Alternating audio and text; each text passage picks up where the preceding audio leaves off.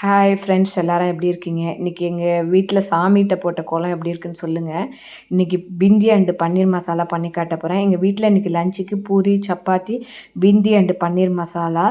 அதுக்கு என்னென்ன பொருட்கள் வேணும்னா, ஒரு வாணலி வச்சுருக்கேன். வெண்டைக்காவை வாஷ் பண்ணிவிட்டு நீளமாக சாம்பாருக்கு எப்படி நம்ம நெருக்குவோம் அது மாதிரி நீளமாக நெருக்கி வச்சுங்க. இப்போ எப்படி பண்ணணும்னு காட்டுறேன். ஒரு வாணலி வச்சு அதில் கொஞ்சம் எண்ணெயும் நெய்யும் ஊற்றுறேன். உங்களுக்கு நெய் வேண்டாம்னா எண்ணெய் மட்டும் ஊற்றுங்க. நெய் ஊற்றினா ரொம்ப டேஸ்ட்டாக இருக்கும். அதனால் கொஞ்சம் நெய்யும் எண்ணெயும் ஊற்றி இதை வந்து நம்ம ஃப்ரை பண்ணுவோம்.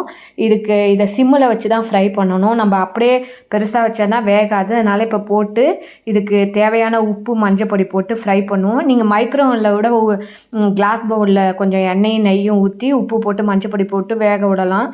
ஈஸியாக 5 நிமிஷம் வச்சிங்கன்னா வெந்துடும். இப்போ எல்லாம் ஃப்ரை ஆனோன்னு உங்களுக்கு எப்படி நான் மூடி போட்டு வேக விட போகிறேன். நல்லா ஃப்ரையாக எடுத்து பாருங்கள். சிம்மில் வச்சு வேக நல்லா ஒரு மாதிரி கலர் மாறி இருக்குது பாருங்கள். இப்போ ஒரு பிளேட்டில் எடுத்து இதை வச்சுப்போம். இப்போ எப்படி பண்ணணும்னு சொல்கிறேன்.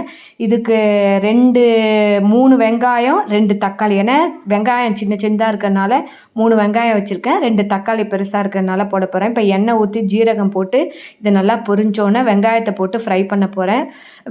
வெங்காயம் போட்டு ஃப்ரை ஆனோடனே மஞ்சள் பொடி, உப்பெல்லாம் போட போகிறேன். இப்போ வெங்காயத்தை போட்டாச்சு. மஞ்சள் பொடி, உப்பு போட்டு இது ஃப்ரை ஆகிட்டு இருக்கட்டும். அந்த சமயத்தில் நம்ம வந்து பன்னீர் இருக்குல்ல, அதை தனியாக ஃப்ரை பண்ண போகிறேன். இதில் ஃப்ரை பண்ணல நான். ஒரு பேனில் வச்சு கொஞ்சம் நெய்யோ எண்ணெயோ கொஞ்சம் ஊற்றி இந்த கொஞ்சம் நல்லாயிருக்கும் டேஸ்ட்டாக. பன்னீரை பச்சையாக போடாதே இது மாதிரி ஃப்ரை பண்ணிவிட்டு போட்டால் ரொம்ப டேஸ்ட்டாக இருக்கும். நம்ம வெண்டைக்காய் ஃப்ரை பண்ணியிருக்கோம், அது மாதிரி இதையும் ஃப்ரை பண்ணால் நல்லாயிருக்கும். இப்போ அது ஃப்ரை ஆகிட்டு இருக்கட்டும். வெண்டைக்காய் ஃப்ரை பண்ணி வச்சு இந்த வெங்காயம் நல்லா வதங்கி எடுத்து இப்போ இஞ்சி பூண்டு விழுது போடணும். இஞ்சி பூண்டு வந்து மசிப்படலை இதில் மிக்சியில். அதனால் ஒரு அரை தக்காளியை போட்டு மசிய விட்டு அதில் போட்டு அரைச்சி போட்டாச்சு. இப்போ தக்காளி விழுதையும் 2 தக்காளியும் அரைச்சி அதில் போட்டாச்சு. இப்போ வந்து இது நல்லா கொதித்து வந்துடுது. இப்போ இந்த வெண்டைக்காவும் உப்பு புளிப்பெல்லாம் இறங்கணும்ல, இப்போ இந்த சமயத்தில் வெண்டைக்காவையும் போட்டுருங்க. வெண்டைக்காவும் அதில் சேர்ந்து கொதித்து வரட்டும். இப்போ பன்னீரும் ஃப்ரை ஆகிடுத்து. நான் கிங் மசாலா போட போகிறேன். நீங்கள் வேணால் சில்லி பவுடர், தனியா பவுடர், கரம் மசாலா போடுங்க. நான் இப்போ கிங் மசாலா வந்து ஆச்சி பிராண்டில் கிடைக்கிறது அதுதான் போட போகிறேன். நீங்கள் சில்லி, தனியா அண்டு கரம் மசாலா லாஸ்ட்டில் போடுங்க. இந்த சமயத்தில் போட்டு நல்லா ஃப்ரை பண்ணுங்கள். அது பச்சை வாசனை போனோன்னே இந்த பன்னீரையும் போட்டு இப்போ கொஞ்சம் கொத்தமல்லியை போடுவோம். கொத்தமல்லி போட்டு கொஞ்சம் ஏன் இப்போ கொத்தமல்லி போடுறோன்னா கொஞ்சம் நல்லா டேஸ்ட்டாக இருக்கும். அதனால் வாசனையாக இருக்கும். அப்புறம் லாஸ்ட்லேயும் கார்னிஷ்க்கு கொஞ்சம் போடுவோம். இப்போ பன்னீரையும் அதிலேயே போட்டு நல்லா ஃப்ரை பண்ணுவோம். இப்போ முந்திரி பருப்பு இதை அரைச்சி வச்சுருக்கேன். உங்களுக்கு வேணால் போடுங்க, இல்லைனா ஸ்கிப் பண்ணிடுங்க. டேஸ்ட்டாக இருக்கும். இப்போ நாட்டு சர்க்கரை கொஞ்சம் போட்டு கொத்தமல்லி போட்டு இறக்க வேண்டியதான். சுவையான பிந்தி அண்டு இது மசாலா ரெடி. க்ரஷ் பண்ண வெந்தய இலை, மேத்தியோட இலையை போடுவோம்.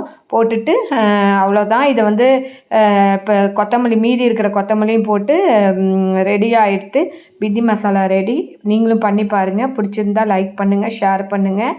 சாதம் புலாவ் மாதிரி பண்ணிட்டும் இதில் சாப்பிட்லாம். சூப்பராக இருக்கும். இந்த பாருங்கள், கார்னிஷ் பண்ணியாச்சு. எங்கள் வீட்டில் லன்ச்சு வந்து பூரி, சப்பாத்தி, இன்றைக்கி வந்து பிந்தி மசாலா.